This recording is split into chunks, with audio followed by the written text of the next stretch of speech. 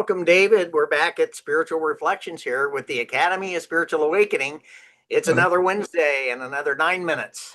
It comes around fast, doesn't it? Good Oh, morning. it does. Yeah. Well, we've lived a lot of life in the last week, so head Wow. down, busy. Things go very quickly.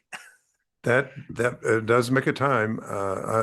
Time is so relative that how we spend it. See, we spend time, right? Yes, And that's kind of what we're talking about today, because that we're is continuing this class on Wednesdays about energy investments, of using energy like we kind of use our money to invest it. That brings us back with greater interest, right? When you put money in something, you want interest on it.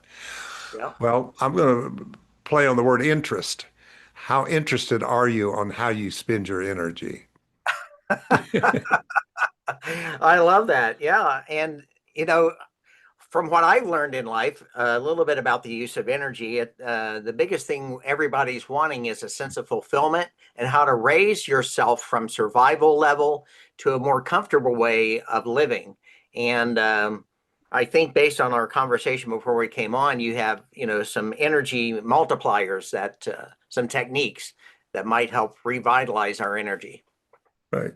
It all started with me many, many decades ago when I started my spiritual path, that I began to observe healing meetings. I was raised in a place where there was a lot of healers of the day Yeah. in the 50s and the 60s, like Oral Roberts. And being born in that town, was drug literally to a lot of those campaigns. It would be hundreds, sometimes thousands of people that would show up, and some would get healed and some would not get healed. And I thought, why do some people get healed and not healed? And to make that story short, brought me all the way up to my more metaphysical level of things, that people were into, like The Secret when it was popular. People were Yeah. trying to manifest, more money, a bigger house, and all that kind of thing. And some did, and some didn't. And I kept seeing this, how some make it and some don't. And I really think that is because of the fact of their resources that was behind manifesting. And a lot Yeah. of people were a little bankrupt and just didn't have the energy to put into the manifestation. Everything is energy, right? So if That's you want right. a healing, that's energy manifested. If you want finance, that's energy manifested. If you want a right partner in life, that's energy manifested. So if you don't have the energy, how can you manifest it? So we That's as right. human beings in the story of our evolution are survivalists of the species. That's what it's Yeah. called. We are the survivals of the species. But I think there is, last Sunday I spoke on the inner yearning, the inner discontent of people wanting more, wanting more. And I think people do want more. And I think that's a natural, spiritual, innate part of ourselves. The teacher said in the scripture that I give you life, but more abundantly. So everybody is asking, where's that abundance? You Mm-hmm. know, and somebody listening to us may be surviving, and they may be making their house or rent payment. Maybe they're making their car payment. Maybe they're getting just enough groceries but there's not much left, living by week by week. And I think Yeah. people want more than that. So I think when we look at this energetically, what we have to do is we have to go to the source of all energy. Now, some people call that God. But God is the source of all energy to me. It's a field in the quantum world where all energy is. And I think until you're connected to that, an illustration would be, if I want more money, then march me down to the World Bank where all the money is. Let's make a withdrawal and put it in my account. And then when I want things, I have something to back it up. Well, what's some of the ways that you've discovered for yourself? You've done really well in managing your energy in life, and do you have some techniques you could share with us that are helpful? Well, from my spiritual point of view, it always Yeah, starts with something we call faith. Now, I'm not talking about religious blind belief, faith. I'm talking about the innate faith in us to trust God, universe, whatever you want to call it, for its abundance and to get it to us. So therefore, I'd have to start at that level. I've been in the ministry for over 60 some years, and I've never held a corporate job. I haven't done what other people have done to make money. I have yeah, just gone out there and spoke my truth for all these years and trusted that I'd be taken care of. Yes, I had Okay. some low times, but I've never gone hungry. I've never gone without. So there is something to connecting ourselves by faith to some source, what we call the inexhaustible source of all things. And Yes. uh, and I started this so young, Randall, that I think I still had that faith in me to believe what they told me that I would be taken care of, that there was something out there that wanted to bless me and something that wanted to meet my needs and beyond Right. my needs. And that just worked for me. Now, that doesn't mean I just sat back and it dropped down out of the sky. What it meant, I got ideas.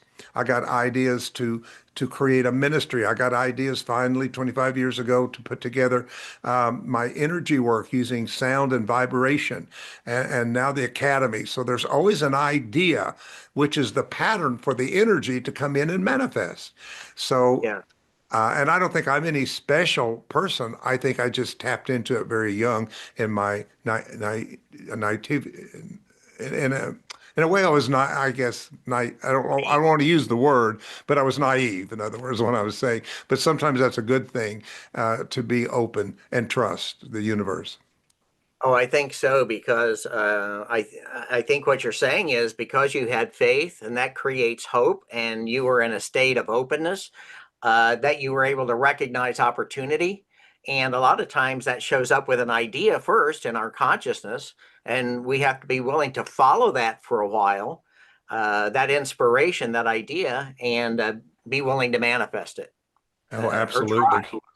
And I've seen this so much in my life. I've just seen it so much. I've been in different ministries. I've started churches in different states, and one thing would open and then it'd close, and another thing would open and it would close. And it's just been that way for over 60 some years for me.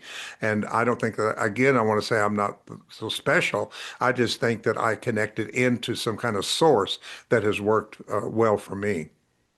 Well, and we've known each other, I think, around 18 years or so. And one of the primary things that I think I've seen happen with you, and it's happened with us personally, you, I, and Tim and others, is we have found relationship in our inspiration. We find ideas that inspire us because we know we work well together, and we can approach it from several different viewpoints. But we have supportive people in our lives. We have each other.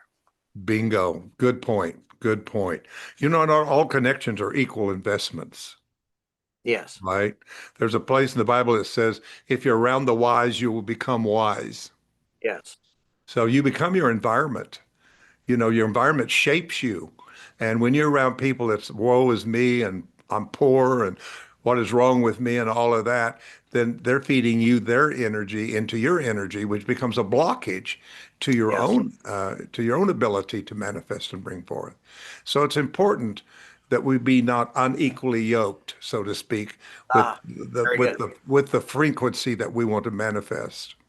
Right. So, well, I think in closing, what we've learned and what's come up that you've shared is to continue to have hope and find faith, and then be open and aware as new things and possibilities occur.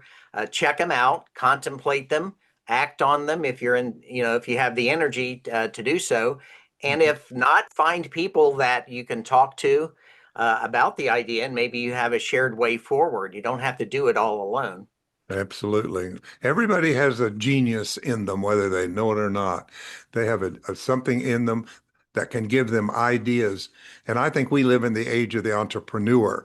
And I really encourage people to tap in and believe that there's an idea that can transform their life. Well, and I think if people want to find out more and really listen to the teaching that will take them further on what we've been talking about, they just need to go to www.heartlightcharlotte.org, and they can find your teaching today, which will be week 5 on investing and feeding your energy. That's 11 o'clock Eastern time. That's right. If anybody wants to join us, we'd love to have you. Okay. And well, thanks for the time today. It's been a fun conversation. Yes, thank you. Good day.